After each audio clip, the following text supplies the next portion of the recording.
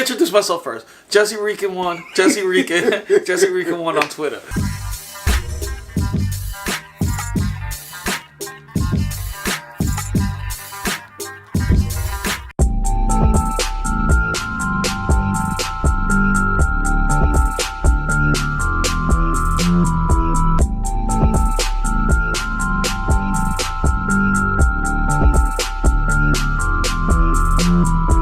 Surf versus Hitman.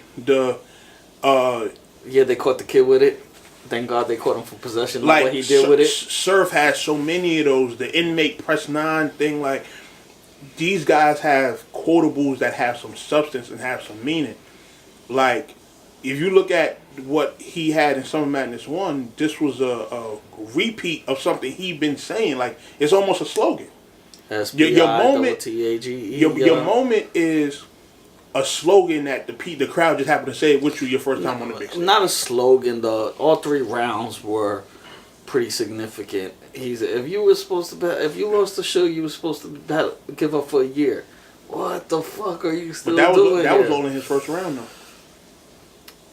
He beat him. The battle happened a while ago, so I don't remember. But Miles started getting booed also, which I think was a first. Yeah. Summer Madness was the first for a lot of things, man. Yeah. Summer Madness feet was invented. Because we was out there 14 hours listening. I remember that shit. Let me tell you. I got there at 3 o'clock. My boy got there at 8. He was like, "What do you mean the first battle didn't start yet?" He thought he was going to see the main event. I went to every single URL event between Summer Madness 1 and Summer Madness 2. Now, Summer Madness 1, my first time being at a battle event, period. I want to say mine too, I think. I think mine too. Because I'm thinking like URL is on like some corporate type shit. Like I'm thinking like, they at Webster Hall now. Yeah. So, stuff is going to be run professionally. So I think they said the door is supposed to open like 1 or 2. Me being a prompt person, I probably get there like 11 or 12. Doors didn't open till like 3 or 4. Later than that, I think. I think it was later. Because the first battle didn't start till 8. I remember that. Yeah, because what was the first battle? DNA X Factor. And I think that might have started like 7 or 8. And Hitman and Hollow didn't happen until about 2 in the morning. Yeah. It was like 2 in the morning. Yeah. So imagine that. I'm leaving my house 10 or 11 o'clock in the morning, and I'm not leaving until 2 in the morning. Like, I'm doing a double shift at work then. I'm with you. And you're standing the whole time. Standing the whole time. Because there's nowhere to sit, really. There's no real seating, unless you was in VIP and happened to get one of the chair joints. Oh, unless you Poison Pen and he found a seat in the back on a speaker. He did. I swear to God, I was next to him. I met Penn at that event. And I was sitting next to him, and I guess, Penn's going to find somewhere to sit. That's the thing. Us big guys, we going to find somewhere to sit. Like, whatever. Like, nigga, I'd have went in the toilet. I'd have went in the bathroom and sat on the sink if I'd have had to or something. Like, you feel me? But, when I went home, I went to sleep. I woke up maybe like 2 hours later because my legs was burning. Yeah, me too. I ain't gonna lie, me too. My legs were killing me. And even me doing all the years I've been doing security work, like, I never had nothing like that where I literally stood for 15, 16 hours straight. Oh, so you never worked for Metro PCS? No. I don't. PCS, you're standing for 15, 16 hours. I don't do retail security. That joint will have you. You know what? I've lucked up to where every security job I've had, I've been able to sit, except for one. But I worked at Hugo Boss in Soho, and I had to stand. But we used to rotate positions too. That way, we get our legs get a little break. One person be in the front. In the front you gotta stand, but in the back you can hide in the dressing room and sit down for a few minutes. So I used to do that. But when they was doing the little smaller room events, remember the little joints they were doing in the other room in Webster Hall? Mm-hmm. Those were shorter events. So, you go to those joints, when you come back out, it's still daytime, and, you ain't really standing that long. And I'm like, okay, if this is what battle rap is going to be, because like I said, I'm new to going to events. If this is what it's going to be, then I'm good. So I went to Summer Madness 1, had that bad feet experience. I'm going to all these other events. I'm like, okay. So I'm like, okay, by the time Summer Madness 2 come around, they're going to have the formula switched up. We're going to be good. Yeah. Nigga. Summer Madness 2 comes around, it's the same exact shit. thing. Yeah. I left during round 3 of Mook and Solomon. A lot of people did. Yeah, this the thing. When I left, the building was emptying out. Yeah, a lot of people were leaving during that battle. I mean, Lux has sucked the energy out already. Yeah. Once Lux went on, it was over. But those battles in between were taking too long too. But I was, and the thing is, too, and that's the thing. It was only 6 battles. How you take 14 hours to get 6 battles done, bruh? But the thing is, other people couldn't go out. I had a media pass, so I was able to go in and out because I was doing Battle Rap Arena by that time already. And then Real Deal, he just said, I'm a battler. So me and him were going in and out. We were going out to buy drinks, drink them, come back in, because, the venue was charging like $14. Yo, for bottled water, they was charging $5. That's crazy. I'm like, yo, like, what the hell? Yeah, Webster Hall, downtown Manhattan. Man. So I was able to go in and out. So I'm just like, yo, Psycho, call me when the next battle starts. And we kept dipping, man. But a lot of people did leave during Mook Solomon. Yeah. Like I said, when I left, the building was pouring out, like, as if the event was over. But we were saying, what are the first they had? Okay, so Midwest Miles got booed. Mm-hmm. Rex versus Conceited was a dope battle. Yeah, preference battle. And they both knew how to use the mic. Yeah. Oh, the handheld mics. My God. And then didn't transfer over to video. Now, let me tell you, them handheld mics was the death of a lot of careers that night.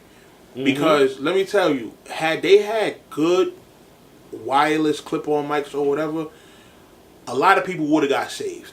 Yeah. Midwest Miles would have got saved. Yeah. Math might have got saved. I don't know. Calico's whole approach to him was, because we thought Math was this big bad bully, and I'm in the same spot Dose was at, And Calico basically diffused all that, it was dope. It was dope. I think Math died the worst that day. Math took 2 years off after that. Yeah, he definitely was body of the night that night. It's good to see him bounce back, but that was just bad. Like, especially to see that live in the building, I'm like, oh man. X Factor beat DNA too. There was a lot of upsets that day. And this, I didn't think X Factor beat him clear. I thought it was a classic battle, honestly. I thought it was fire on both sides. I didn't think it was a clear win for either one of them. I'm not gonna say names, but I know some of DNA's people who were like, "Damn, yo, our boy lost today." Wow. And you gotta understand, for me, and for this being my first URL event, I'm coming off of watching all these guys' footage. Like I'm seeing Math versus Averb, Math versus Rex.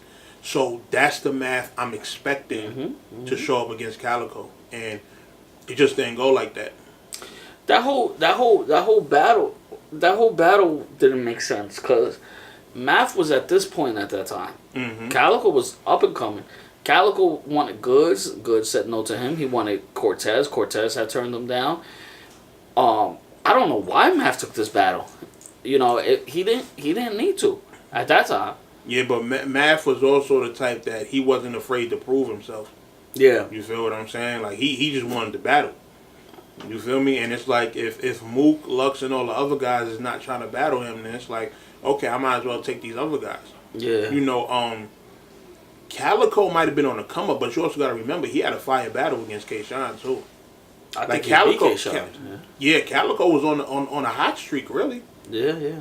You feel what I'm saying? So, he bodied Newborn. Oh my God, that was bad. That was bad. The Newborn battle. I don't even want to think about that battle. So. Yo, this segment is the nostalgia. Yeah, because we're talking about something Madness what. Yeah. We didn't even plan that shit, but I mean, this is this is what it is. Yeah, this is what conversation goes. We two battle rap vets at this point. Yeah. You feel what I'm saying? Like, we done been in this long enough to have those memories. Like, these new niggas, they'll never get that. Yeah. You feel me? Like, just everything we done been through, like, as far as just, you know, standing at events for 14 hours. Y'all got it easy now. You feel what I'm saying? Like, y'all go to certain events and y'all only in there for Not even. You could order the shit on pay-per-view. Yeah, like, you don't even got to go. Like, you could stay home with your family, you know. Yeah, that's true, man. That's like, true. I'm from back when Smack was figuring it out. URL was first getting it together. Like, you couldn't even do, like, how everybody watch the pay-per-view and they do recaps and upload them in between battles. Like, back then... Yeah, you couldn't do that. First of all, you at the event, phone batteries weren't crazy at this time. Mm-hmm. So even if you was live tweeting during an event, your phone died at some point during the night. Yeah. Because that happened to me a bunch of times. Like, I'd be, follow me on Twitter at NoMercyHarlem. I'm going to be tweeting during the event. I get to, like, the third battle, my phone dead. You feel what I'm saying? And it's like, I got to wait till I get home, set up my camera, do my recap, and then upload it. And now everything is pretty much, more easier because you know how technology advanced and stuff. Mm-hmm, mm-hmm. You know what I mean? So. So, all right. Moving on. Congratulations to you. My God. It's just been announced. You're doing well. We're dropping this when it's been announced. We're actually shooting it before. You're doing a battle with a battle show. I'm sorry, that Doggy Diamonds is producing. Yes. So we're waiting for the announcement. So the announcement's already out. So you want to tell the people more details? Yeah, pretty much. I'm doing a battle rap podcast with Doggy Diamonds. I'm gonna keep it a buck. It's a lot of stuff that's still under wraps right now, But I think Shayna Ashley is gonna be on it. I think Dutch is gonna be a part of it. So, new venture, man. To level up, and I'm still gonna be doing this. You feel what I'm saying? So if anything, it's more also about exposure. For the brand in general, for the No Mercy TV brand, for the No Mercy TV podcast, pretty much everything I'm doing under the No Mercy TV network. You feel me? So it's gonna be under radio, which is part of CBS. So That's dope. It's gonna be a lot of people mad about it too because when Doggy Diamonds first put out the tweet that he wanted somebody for a battle rap podcast, there was people saying like, oh, Doggy Diamond said he's not helping battle rap no more. He's not helping the culture no more. But at the same time, we within the culture have said that. I've retired like 50 million times. It's plenty of other people that have also done the same. Like, you've even had your moments where... I think I'm still on that, tell you the truth. Like, on this show, we're touching on it, but...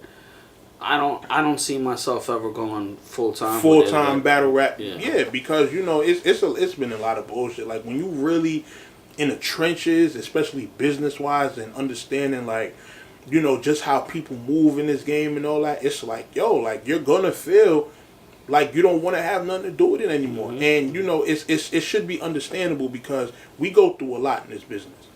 You feel what I'm saying? From especially me as a league owner, like, you got battlers that jump ship on you. No show. Battlers, no show. Battlers that just... You think you cool with them one day and the next day they violating you. Like, it's just a whole bunch of stuff that you can't even calculate. Like, this, that, and the third is going to happen. Like, I done been into it with battle rappers where I'm like, you was just in my inbox, asking for plates or asking for career advice and stuff like that. Then you jumping on a post talking crazy. You feel what I'm saying? And it's just like, it's frustrating. Especially when you're in this sport to try to help others. You feel what I'm saying? Like, let's keep it clear. League owners don't really make a return doing this. You understand? Not unless you one of the bigger leagues like a RBE, KOTD, URL. Well, even when I did mine, though, I was pretty lucky because I had Norbs. So everybody wanted to battle in front of Norbs. And they'll come through with like 20 people. But they'll come through with like 10 people. And I had to pay, and they were pretty good with paying at the door for the most part. But you also got to remember, you did well because you were established at this point. Battle Rap Arena could have technically been a big, small league because of y'all affiliation with URL. Yeah. You understand what I'm saying? And that's the thing, like, people want to get to those platforms for those opportunities. So you would think people would be more grateful. But it's just like, people in battle rap are just not that. You know, and it's really discouraging. I'll tell you that. It's really discouraging because you're getting the full blown issues with people that you're gonna wanna handle in the street, like, yeah, for real. You know, behind the stuff that they do, and it's like, is it really even worth it? You understand? Like, you don't get no points in the streets for beating up none of these battle rappers. Cause I'm gonna keep it a buck with you. Ain't none of these niggas known in the streets like that. You feel what I'm saying? Like, you go ask around these people's hoods and stuff like that, and nobody knows who these people are. So it's like, you gonna hurt one of these people or do something to them, and, you know, possibly catch a case, get thrown in jail over some people who nobody even knows. Like, you gonna be sitting in the jail. Yo, what you in for? I beat up so and so. Who's that? You feel what I'm saying? Like, you know, people don't know these people, so it's not worth it on the street level. It's not worth it, you know, financially, because, you know, like I said, it's not a lot of return in this for, you know, league owners like myself. Like, we genuinely doing this off the love, like, and I'm a league owner that I invest in talent. You feel what I'm saying? I'll help you get like a Danny Myers or a DNA or Danger Zone. Like, I done went half. I done footed the whole bill for battle rappers that done jumped ship. Wow. You understand? People like Gaddafi Green, who, you know, I gradually helped step up. You know, it went from us going half on battles to me paying for the whole battle. Wow. You don't got to put up nothing. I got you. That's dope. But, you know, you jump ship. And it's like, damn, like, you know, when bigger money is involved, real issues happen behind stuff like that. Mm-hmm. You know, fortunately for me, you know, I'm one of them people who, like, I'm not a money hungry person. So it's like, if I spent the money to help somebody, it is what it is. Like, I'm not going to hold that over your head. I'm not going to, you know, use it as a crutch to get back or, you know, nothing like that. But at the same time, show love. If somebody help put you on, show that type of love. You feel what I'm saying? But you won't get that in battle rap. That's funny. I think I told you. I don't know if I told you. I had this one dude. He used to come late, not bring one person with him. Mm-hmm. The views were average. I'll say like 1,000. And for Battle Rap Arena, that was average. Mm-hmm. Like, I had a Saga battle that was like 24,000. Telling me I'm not going to battle for free no more. I want to get paid next time. I'll tell you who it is later. I think you told me. I think I told you. Begin with an R? Yeah. I told you. Yeah. But shit like that, like, what sense is that making, you know? And that's why I say, like, it's frustrating dealing with these people. So we all have moments where we're like, yo, fuck battle rap. And you know, even when I did my blog and dropped it on Angry Fan, you know, I was getting killed in the comments from my blog. And it's like, yo, like, y'all don't have understanding of, like, the inner workings of this. You know, the fans might have killed me, but I got calls from a lot of people within the culture. You know, people like John, people like Debo, you know, numerous battlers from the Trap New York, and, you know, other people like that they understood it. Like, they watched the blog and they seen themselves, like, what they go through. Yeah. You know, and it's one of the things that kind of inspired me to just, you know, be like, okay, I'm going to deal with battle rap, but I'm going to deal with it from a distance. You know, I'm going to deal with it at my leisure. I'm not going to make it a priority anymore, because in this culture, I'm not being made a priority, especially as much work as I put in. So now it's to the point where, yo, I'm putting together a card for the Trap April 28th. You feel what I'm saying? Like, this is the first card I put together in probably about a year. You feel what I'm saying? So it's like, I'll come back and do cards here and there, you know, pretty much whenever I feel like it. But I'm not going to keep myself obligated to keep on doing cards when this is overall a culture that's not appreciative. You feel what I'm saying? Now, the people who are appreciative, I'm going to always come back and do cards, you know, for those particular people. But when I'm doing it, it's for those people that genuinely show that love. Everybody else in the culture, F y'all. Like, you feel what I'm saying? Like, y'all people that's unappreciative, that's bandwagon, that's cool 1 minute and then want to be ops the next minute. Like, y'all niggas can eat a dick. Like, all y'all. You feel what I'm saying? Like, it's one of them things where it's just like, I'm just treating it like a hobby. You feel what I'm saying? I'm treating it no different than people treat video games or collecting animals and you know, just stuff like that. Like, I can't keep putting priority into, you know, other people and investing in other people and getting the disrespect that comes with it. So, But that Doggy Diamond shit is a good look too. And Doggy Diamonds was that dude before. Before Battle Rap Arena was out, Doggy Diamonds was had the interview with Goods and the Rexes and stuff like that. Doggy Diamond, Doggy Diamond's been a minute, so that's dope to get a call from him. And he's the person who's much needed in the culture anyway, because for me, Doggy Diamonds is a person who helped connect the dots to a lot of situations we seen happen in hip hop growing up. Like, he may not get the interviews with the Nas, the Jay-Z's, and people like that, but he'll get Cormega, Jazzo, the people who was around that could really, connect the dots on things that was happening and give you more insight. It's like Dash Living. I spoke to Dash, 2 months ago.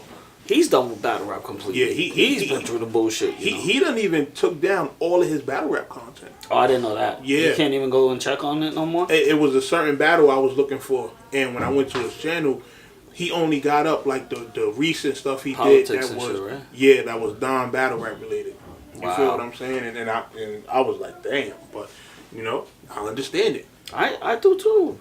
I spoke to Heineken. I remember Heineken had the show on what was it? This is 50? True Stories Radio. True Story Radios. That was his own? That wasn't on This is 50, right? Nah, that was his own. I think that was his own show. That was his own. And and this was years ago. This is when Battle Rap Arena was out. So this is like 6 years ago. Wow. Yeah, long Makes me time, feel old, bro. Fuck it. But, I was like, yo, whatever happened to True Story Radios? Because when I wanted to do Battle Rap Arena, when I found Norbs, that wasn't my only outlet.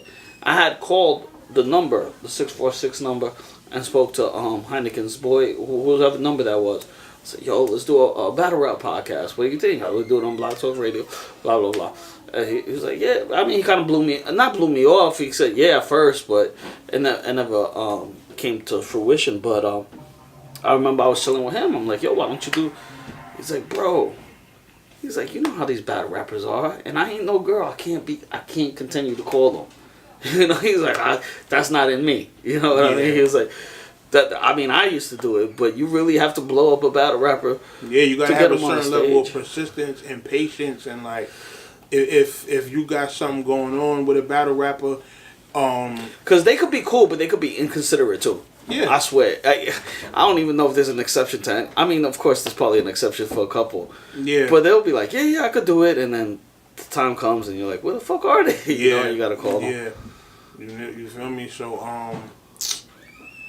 like I said, Doggy Diamonds, he's somebody that's essential to the game. You feel me? Like I said, he's put in work over the years, and well over 10 years at this point with Forbes DVD. And just doing the interviews. Forbes DVD, that's what I was thinking. He gave a platform to a lot of people that couldn't get a platform for other outlets, probably because they was blackballed or because just people didn't care for their story like that. But he still provided them that platform and helped a lot of dudes really get their stories out and stuff like that. So that's gonna be a big look for you, I think. Yeah. So that and I know he's a no filter person. Like, I mean, his podcast called No Filter. But he don't give a fuck. Like, he don't give a fuck about nobody's feelings. Like, he gonna tell you how it is, and if you don't like him, then hey. And I relate to that on a lot of levels. You feel what I'm saying? So that's why I'm hyped about that. The Oscars was last night. Boom! Did you watch? Nah, man, don't do award shows. Nah, I don't really watch award shows like that just because I don't feel like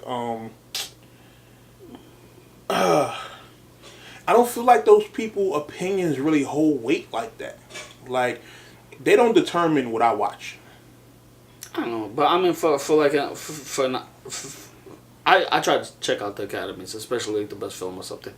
Like, I understand for the people who are involved with the business, getting those accolades and stuff is important because it gets you bigger projects. I was gonna say that's like their Super Bowl win. Yeah, you know what I mean? Exactly. So I get it from their standpoint, but it's just that I've seen some very trash movies get or I've seen trash stuff. Period.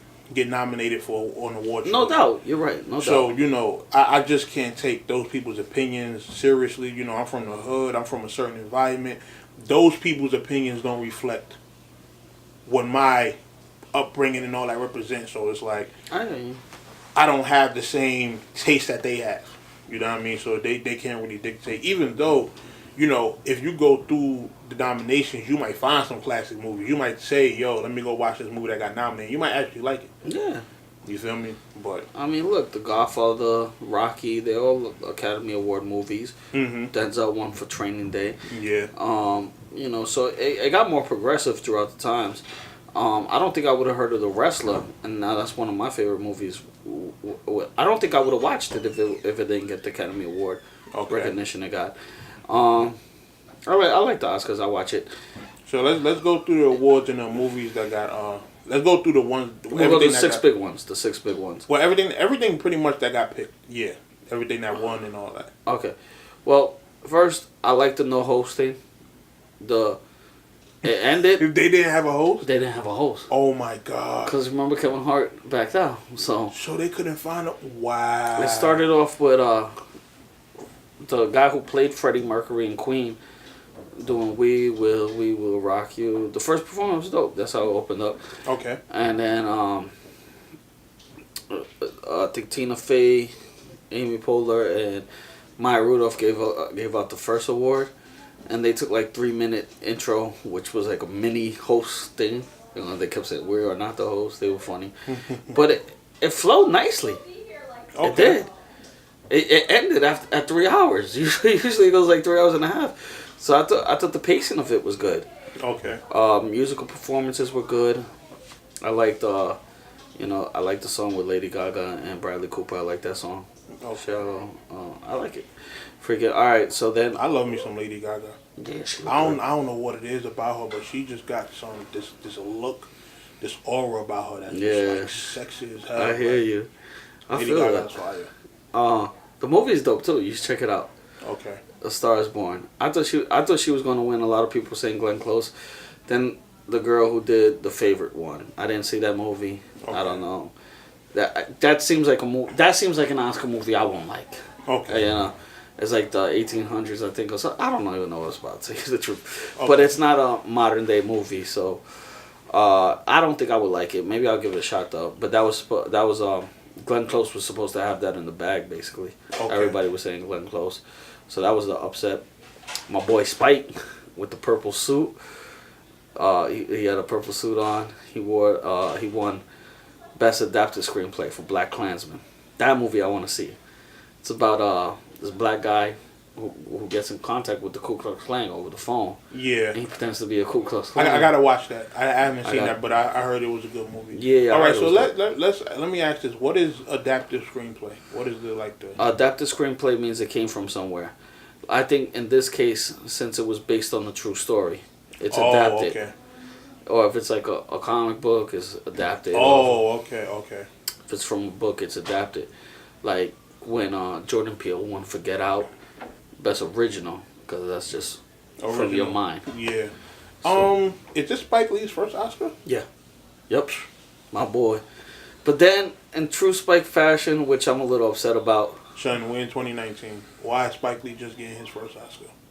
And you know what? That's why I thought he was going to win for Best Director, to make up, because he deserved it for Do the Right Thing. Okay.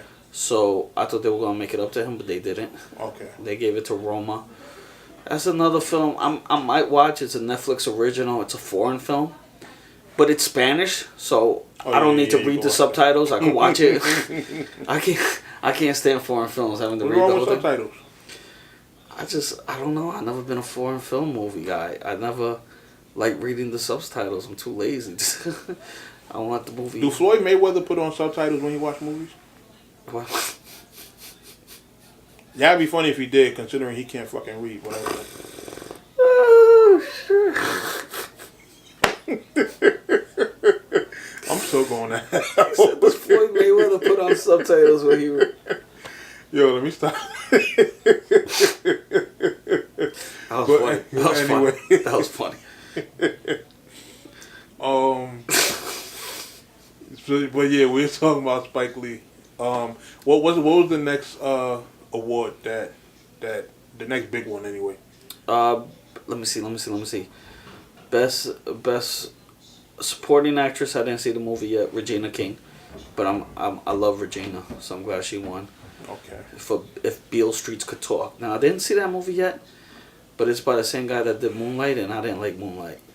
I thought it was gonna be more hood. I knew it was gay, but I thought it was gonna be more hood and stuff. Oh, okay. And then I just watched Moonlight, and it's like it's just a romance movie, and all he does is like he works the trap, but like there's like a big like diner. I don't know.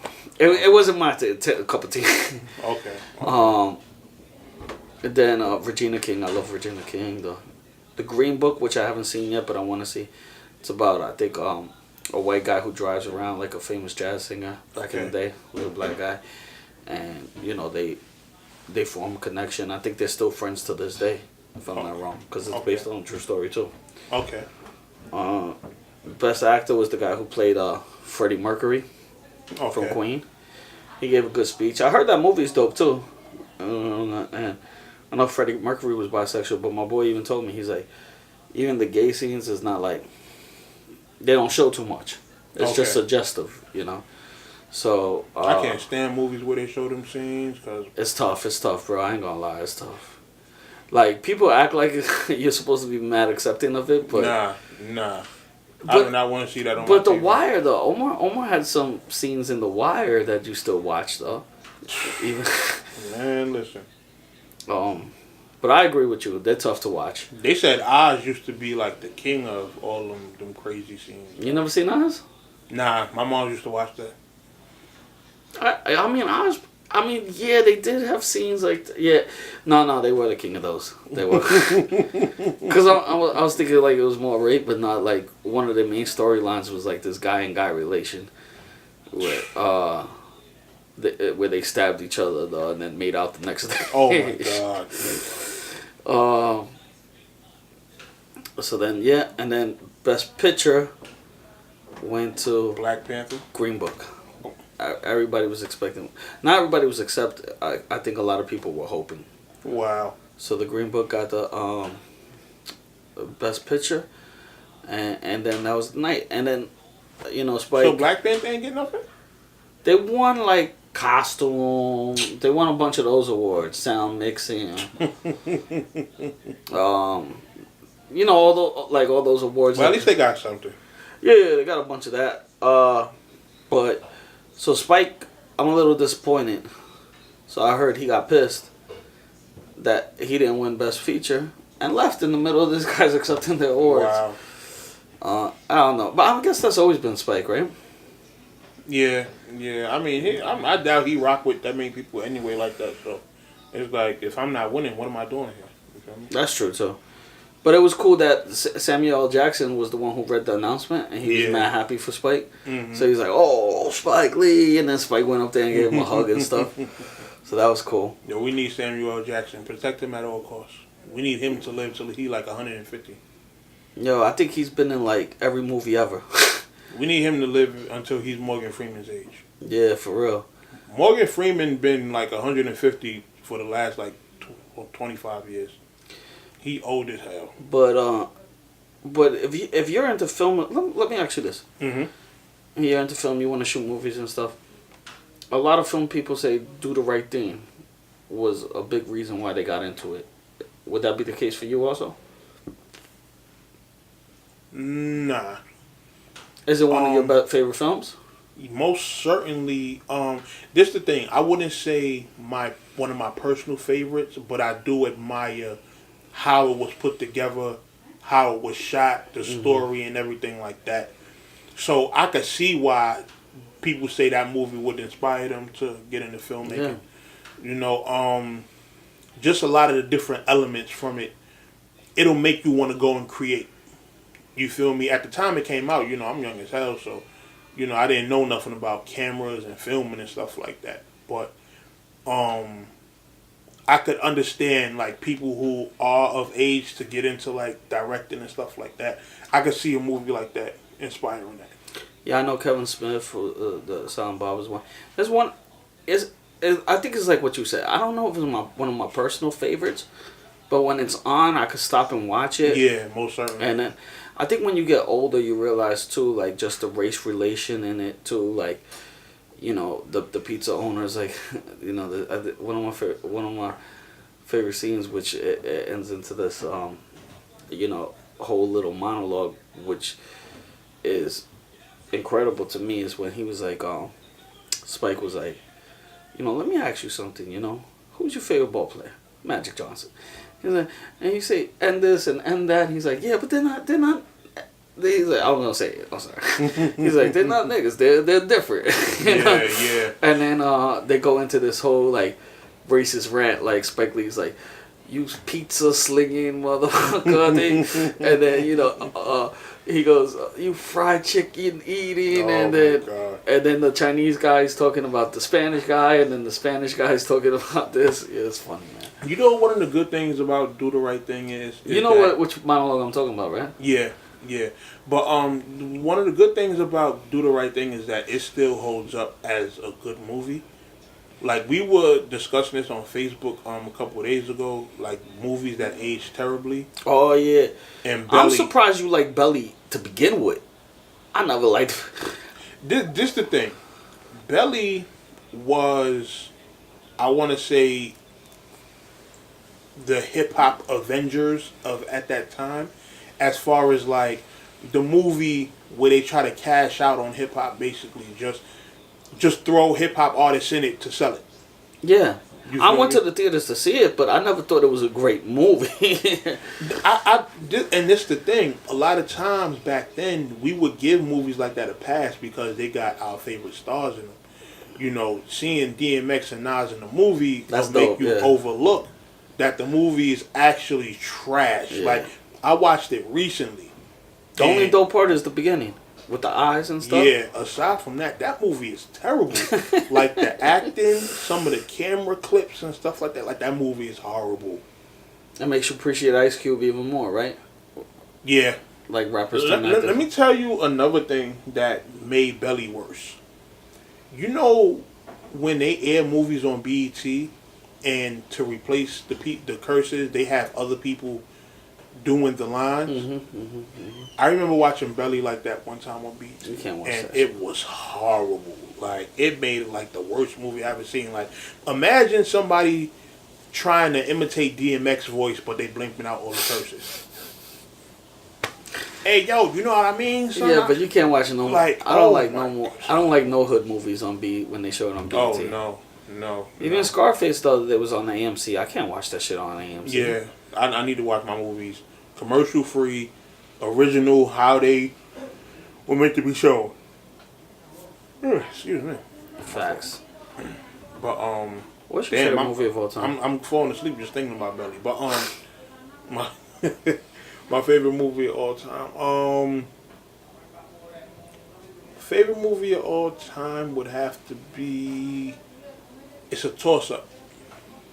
And y'all gonna be bad at me because these are not her movies. It's a toss-up between Terminator 2 and Air Force One. Say mine is Carlito's Way. Okay. But it used to be. Now, recently, I've caught myself. And every time this movie's on, I have to stop and watch it, remember the Titans. Okay. I ain't mad at those. I'm not mad at those at all. Those are incredible movies. Yeah. Incredible movies that, like I said, you can watch those. You can watch those today. And from start to ending. Yeah, and they seem fresh. Carlito's Way is a great movie. I love that movie. Remember Me? Benny Blanco from the Bronx. That was fun. Knocks him down the stairs. That shit was dope. No, he ain't knock him down the stairs. He shot him. No, when Carlito and Benny first had their first time, yeah. And maybe you don't remember me. Maybe I don't give a fuck. Maybe I don't remember the last time I wiped my nose neither. Who the fuck are you? I used to remember. I knew that movie word for word back in the day. Yeah, that's how I am with Terminator 2. Terminator 2, oh man, that's a monster of a movie. And I never realized how long of a movie it was. How long is it? It's I think Terminator 2 is like 2.5 hours. Really? Yeah. I haven't watched it in a while. But it's a great movie. It's such a great movie. You don't even realize. Yeah, like, and that's a fire movie from start to finish. In the news this week, Robert Kraft. Oh my God, what are we doing? Happy ending. All right. You know what? Fuck it. I want to say what I say. Mm-hmm. At first, I thought he was running this whole prostitution ring. No, right? He's just a client. They say they got him on tape. Buying, I guess. Okay. So what's the big deal? Yo, if he was in Vegas, we'll be good with this. What's the big deal? I'm with Penn and Teller. I don't care. I'll say it. I paid for sex before. Oh my God. God damn, Jesse. I'm bugging. Fuck it, man. Look, I know mad people that have too. Like who? Nah, never. Well, hold on.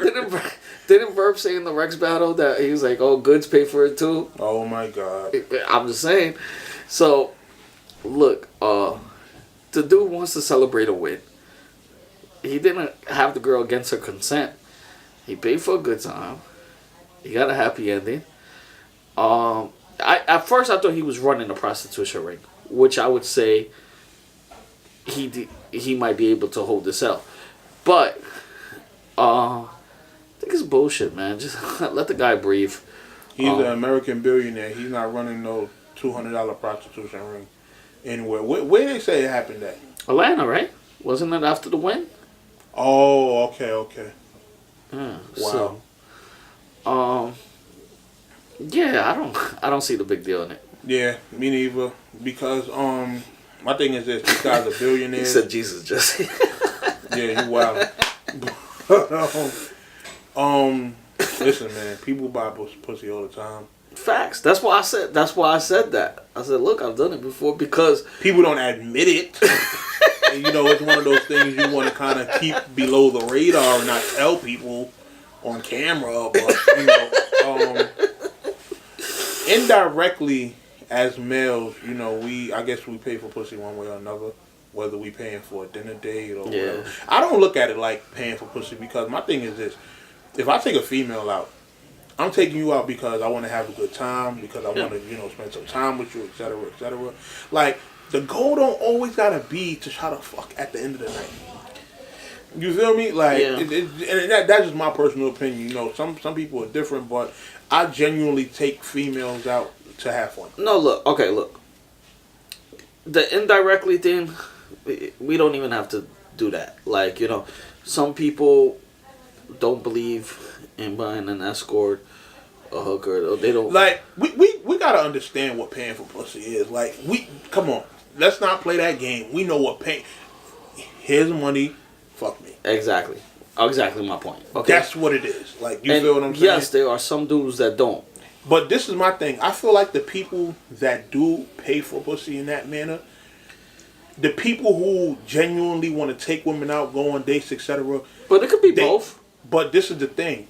They try, because they feel guilty about paying for pussy, they make it seem like people who are genuinely taking these women out, they want to put them in the same category. Like, I feel you. You feel what I'm saying? And it's like, no, don't put us in the same category because, like I said, we're genuinely trying to take women out to have a good time. Well, look, I'll take a girl out to have a good time.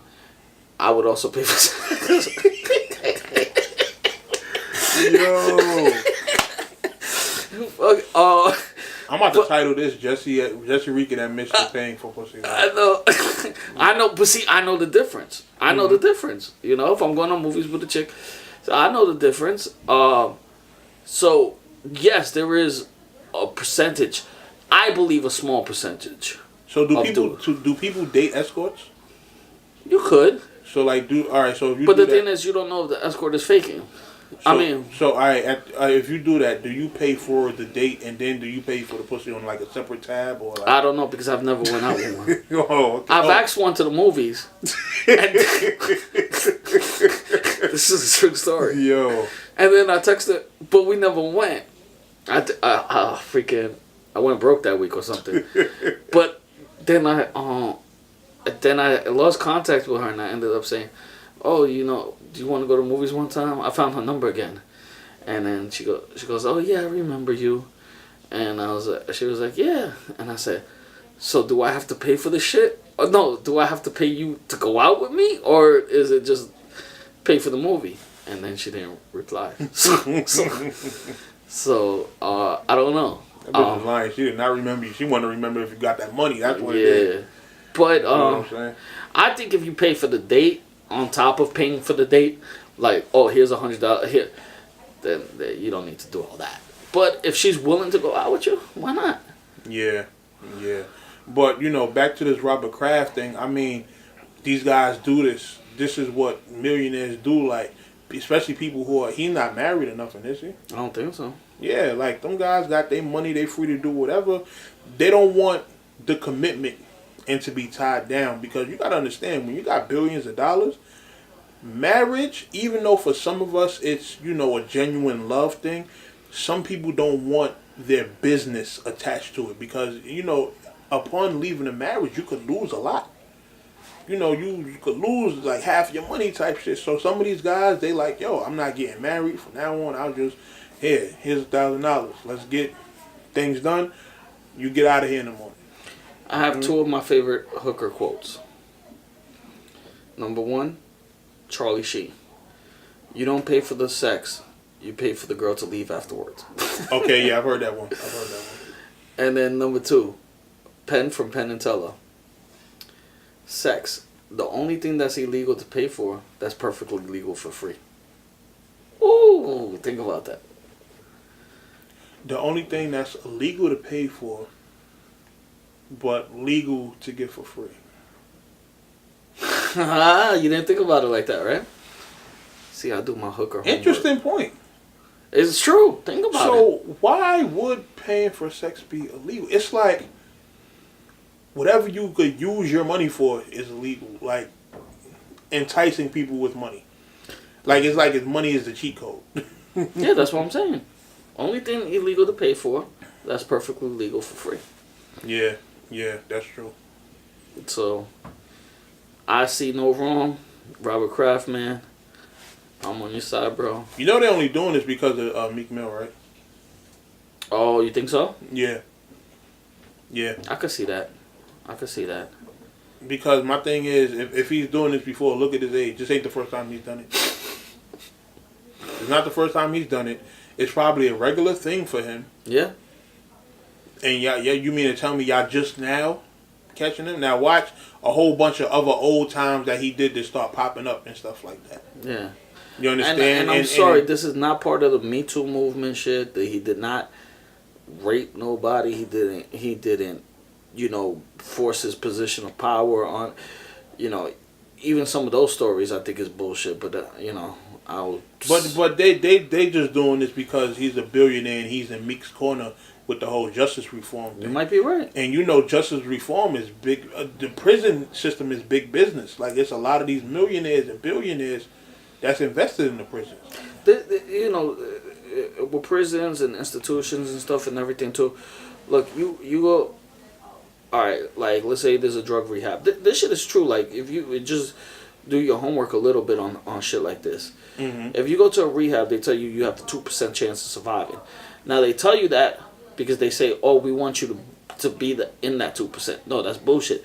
That's to put in your mind, oh, I'm going to use again. And when I use, I come back to rehab. Mm-hmm. And this is how this money stays afloat. It's all a system. It's all a fucking system. Look, I feel like it's the same thing with the medical field. What do you mean? They don't want you to stay healthy. Right. Well, so you can live. They want you to keep on getting sick so you can keep on coming back to the doctor and paying money. The medical field, I think, may be a little bit of a conspiracy theorist, only because I can't see them really holding out on a cure for cancer or shit like that. But see, that's what I'm saying. Like, if you want people to really be healthy, why not put this stuff out there? By the way, rest in peace to my uncle, and rest in peace to my son's grandma. Passed away. R.I.P. both of them. Cancer this recently. And then the whole thing with weed being illegal. It's a healing. It's a healing plan. It's not. It's really not even a drug. Yeah. Like scientifically, it's a herb. Yeah. So when you're making stuff like that illegal and it's something that heals, what are you trying to do? You understand? Like you're trying to lock up people for using a healing plan. You understand? So these are why you got to question things. Don't just take what's like force fed to you in the media and all that. Like there's a lot of stuff out there that you can do your own research. You can find these things out and come to your own understanding. when we growing up, there's a lot of stuff that we were brainwashed and trained to think. You know, with the internet, it puts a lot of information at your fingertips. Now, it's going to be a lot of bullshit information at your fingertips. But you should, over time, become smart enough to determine what it seems logical and what doesn't.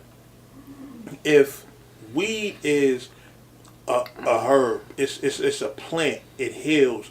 You know, they make oils that you can rub it on cuts and stuff like that, and it'll heal.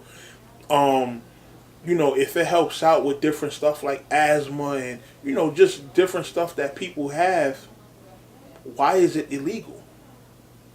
See, you think about like Lux's third round to Calico. This is what makes the third round so impactful with shit like when he says we're perpetrated in the system where we ain't meant to survive. Mm-hmm. If you think about that shit, this shit is true. That's what Meek is saying, you know.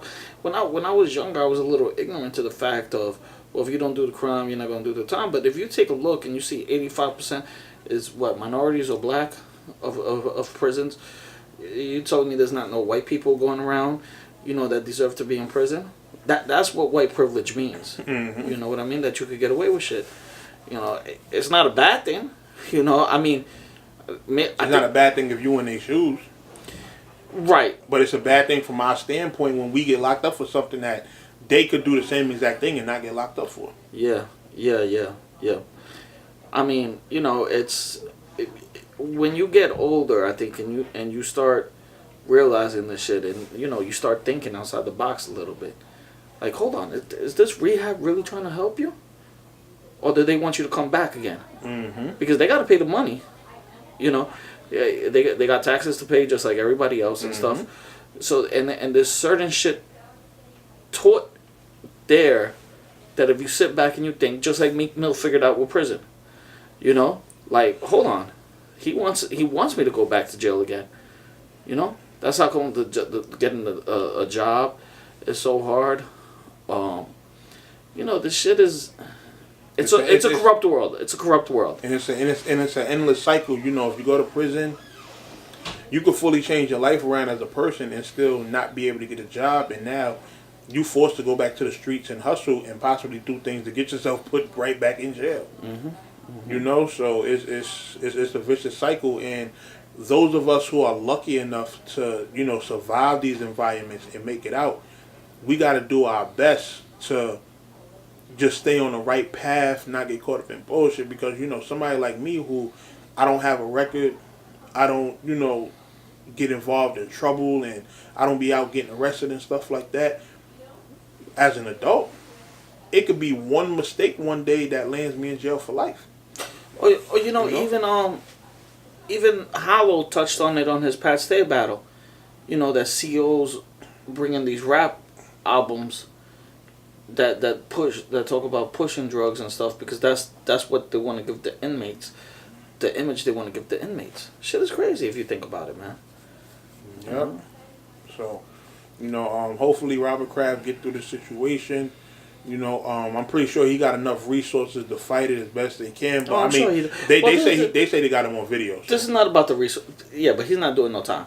What this is just embarrassing. They're trying to embarrass him. Yeah. He's not no legal. Nothing legal is going to happen to him. Yeah, I don't think so. You know, but like I said, man, I feel like this is a thing to get those resources from around Meek. Even with Michael Rubin, I feel like this.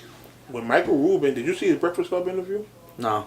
He was very vocal about Meek's judge and, you know, the things that she's doing to keep Meek down. And, you know, he was like, yo, I would be honored if she sued me, because I will go on her. Like, I will really countersue and, you know, things like that. He said he won't stop until she's out of her seat. Wow. You know, so when you got somebody like that who's in power saying things like that, I'm pretty sure they went and tried to find things on him. But I think that they couldn't find nothing on him, and they was like, yo, we got to go to the next best thing around Meek that we possibly could. You know, don't get it twisted. They going to try to find something on Hove, too. Everybody that's helping out Meek right now that has all this money and is billionaires and stuff like that, they're going to try to get them out of here. You know, and Robert Kraft is pretty much collateral damage. You know, because he hasn't been super vocal about, you know, his thoughts and opinions on the whole justice reform, at least from what I've seen. Yeah. I haven't seen him really, you know, speak much on it. You know, it's clear that he's standing behind Meek. But, I mean... He gave Meek some money, right? He's hired lawyers for him and stuff. I think Robert Kraft is also a Trump supporter. So, really? Yeah. So, it's like... How much damage could he really be doing? But like I said, the fact that he's around Meek and supporting him, you know, they're trying to get him out of here. And they couldn't get Michael Rubin, so it's the next best person to get. You know, so that's... Think about it. That's my whole thought process behind that whole thing. You feel what I'm saying? Like, aside from that, the nigga really didn't do anything wrong. So, you know. But like I said, pretty sure he gonna get through that. He gonna fight it, and he gonna be good money. Meek continue fighting a good fight. You gonna be good out here. You know. Your man's. I'm gonna let you do this segment, like I said. Not because I want you to hold it down. Okay. On this week's episode of Hold This L, I believe I can fly. I believe I can touch little girls and get away with it. No, you can't. R. Kelly, man, what's up? I'm the world's greatest rapist. Oh, my God. R. Kelly, how you doing? Hi, my name is No Mercy. You got to hold the L this week, man. You got to hold the L this week. You hold the L this week for numerous reasons. First of all, you like peeing on little girls. Come on, man. Come on. You put out a sex tape with a girl that had a Soul Train award in the background. Talking about that's not true. What are you doing, R. Kelly? What are you doing, bro? You feel what I'm saying? From what they're saying about these new charges is that, well, first of all, he got locked up on some new charges. They're saying it's an old case that he was found originally not guilty on. So it's like a double jeopardy thing. But I got a couple questions. First of all, you didn't have $100,000 to get yourself out of jail? All them hit records and stuff like that he made, why does he not have $100,000? Even in 2019, because you're still doing shows, you're still doing performances. I'm pretty sure you get hired to do like private performances and stuff like that. I do know that they pulled a lot of his music and, you know, different stuff like that. I'm pretty sure there's a lot of people that's not booking him, but he's still R. Kelly. True. When you're a talent like he is, you still get a significant amount of bookings to where you probably get $100,000 a show. Why do you not have $100,000 to get yourself out of jail? You feel what I'm saying? I just found that weird. But the lawyer is supposed to be putting in a not guilty plea. And they saying they may release him tonight. So, what's going on here, man? What kind of games you playing over there in Chicago? It might have to be Chicago to hold this L because of the Jussie thing and all that. Oh, yeah, give it to Chicago. Chicago. Yeah, I think Chicago might have to hold this one. And I love Chicago, man. Chicago is one of the hardest cities ever when it comes to rap. Mm-hmm. And, you know, the impact that they've had over the past few years. But Jussie Smollett and R. Kelly, like, they're making Chicago look extremely bad right now. You feel what I'm saying? So, they probably in jail together, putting a mixtape together or something like that. You know, but pretty much R. Kelly, hold this L. Hold this L for peeing on little girls and for not having $100,000 to get yourself out of jail.